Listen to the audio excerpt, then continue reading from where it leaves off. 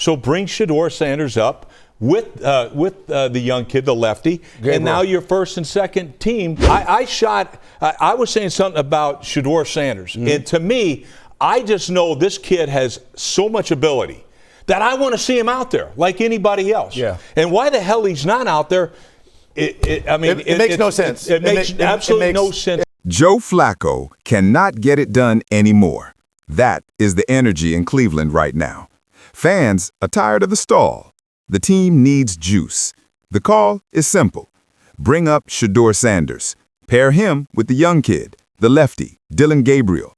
Make those two the first and second team. Put the future on the field and see what you have. Because if Shedeur has the ability we think he has, then why is he not out there? Why is he not out there? It makes no sense. That is the fire that lit up this week after Rex Ryan took a full turn on his stance. He got blasted for his harsh words about Shedeur Sanders. Then he flipped. Now he says he wants to see Shedeur play. He even called out Kevin Stefanski.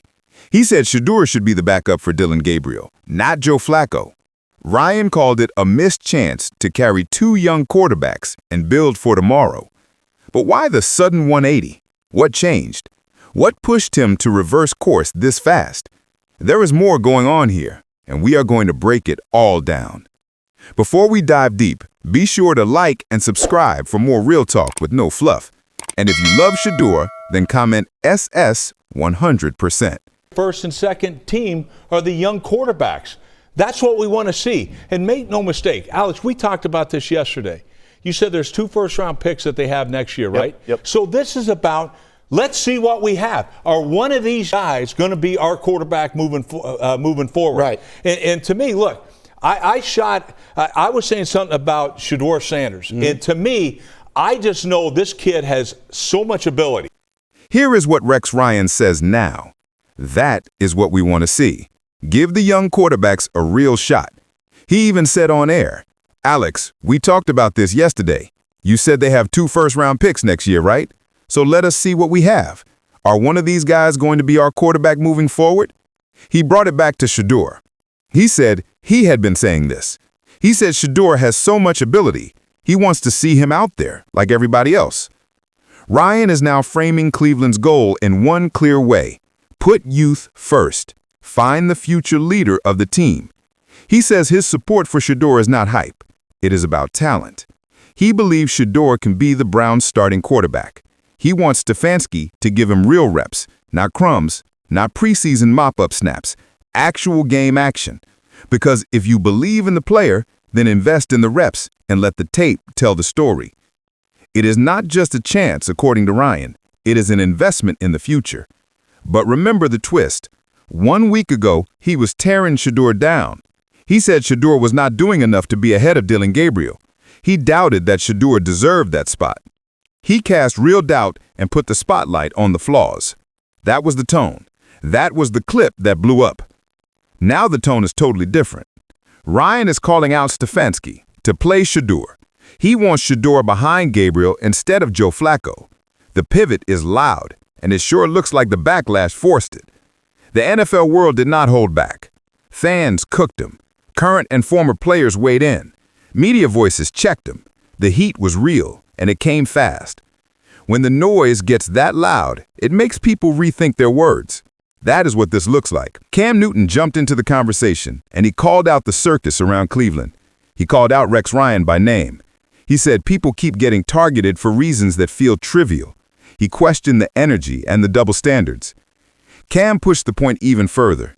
He said the real issue is clear. Shedeur is being attacked for one reason. He is Shedeur Sanders. You cannot control people, that swagger and that edge. Some of the same things people ridicule in Shedeur are the same things they like in Jackson Dart. It's in the eye of the beholder. That is the truth with quarterbacks. If you like a guy, it's leadership. If you do not, then it's arrogance.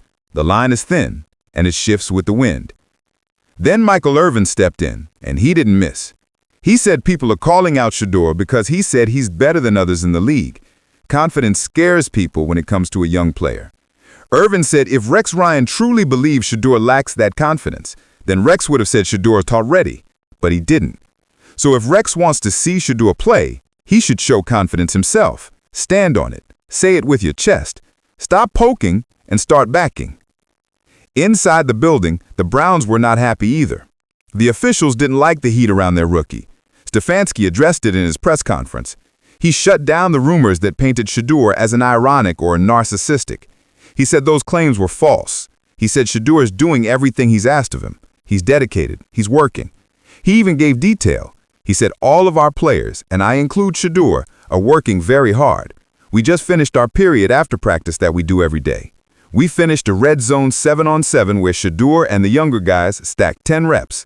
He needs to keep doing exactly that. Keep working, keep growing. That was a clear message. The staff sees the work. They see a pro routine. They are not buying the narrative that Shedeur is a distraction. They are not labeling him as a problem. They are focusing on development, and they are pushing back on lazy talk. But the damage from Ryan's first take traveled fast. NFL owners took notice. The remark hit the radar of people at the top. It raised questions about judgment. It got him on the wrong list for a few powerful figures. You don't want that smoke if you work in this league or in this media space. Word travels. Screenshots last forever. Then came the wild part. Reports started to circulate that the backlash got so intense that even Commissioner Goodell looked at the situation. The talk was he considered putting an end to Rex Ryan's run if things got worse. The idea was simple. The league cannot let a media face harm a rising player or the shield. The optics matter. Now, those were reports and whispers, but the point stands.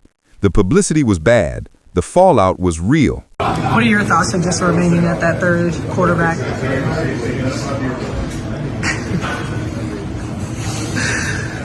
Vocally, anything to say about it? Behind the scenes, cooler heads stepped in. There was mediation. There were calls. The temperature dropped. People pulled back from the cliff. No one wanted a scorched earth ending. Not the league, not the network, not the team. The message that came out was firm. If there were violations, they would not be tolerated. When the facts are clear, the league will deal with it. Until then, de-escalate and move forward. So now, we see the reset. Rex Ryan is praising Shedeur in public. He's walking back the earlier tone. He's pushing the message that Shedeur has real talent and real potential. That is a long way from last week. It's a long way from not doing enough to beat out Gabriel. This is what damage control looks like. You turn the page, you change the headline. And the pressure is obvious. Rex has a public image to protect. He needs the trust of players. He needs the respect of coaches. He needs the league to view him as fair and informed. When your take shakes the room, you need to show you can correct it. You need to show you can own the pivot. That is how you survive in this space. This shift is a turning point in the saga. It shows the power of words in the NFL. A single clip can ripple through locker rooms and boardrooms. At first, it looked like another hot take, another loud segment. Then it became something bigger. Owners noticed. Fans noticed. The league noticed. Now it's a case study. When a high-profile voice goes at a player without proof, you can get a storm. It spirals. It shapes narratives. It puts a young career under a microscope for the wrong reasons. The NFL controls its stories very tightly. Reputations are fragile. Once cracked, they are hard to repair. That is the game off the field. This one could have floated by in another era. Not now. Social media is instant. Analysis is instant. The take goes live. The reaction hits back. Executives see it. Owners see it. The league sees it. A misstep can turn into a threat to your seat, your career, your credibility. That is not drama. That is the new reality. The most telling piece is Ryan's admission through praise. He's saying Shedeur has the juice. He's correcting his earlier statements. He's trying to put respect back on the name. That tells you he knows he crossed the line. And it reminds all of us why careful criticism matters. A player's name is his brand. It is his future earnings. It is his locker room standing. You can't just carelessly chip away at that. If you want accountability, get your facts right. Watch the practice tape. Ask the staff. See the reps. Check the context. Then speak. Because once you hit send, the words don't come back. And when you're wrong, you don't just fix a sentence. You fix trust. That takes time. That takes consistency. So where does this leave Cleveland? It brings us back to the first point. Make Shedeur and the lefty your first and second team. Find out what you have today, because you have 2 first-round picks next year. That's a huge lever for a franchise. If Shedeur is your guy, you build around him. If he is not, you know it now. That is good process. That is smart football. Give Shedeur live reps. Give Dillon Gabriel live reps. Let the competition build both players. Let the locker room see the future on the field. Let the fans buy into a plan. Cleveland is not a place that fears grit. It embraces it. Put that on tape. As for Rex Ryan, the path forward is simple. Keep the same energy you have now. Back the player you believe in. Stay measured. Stay fair.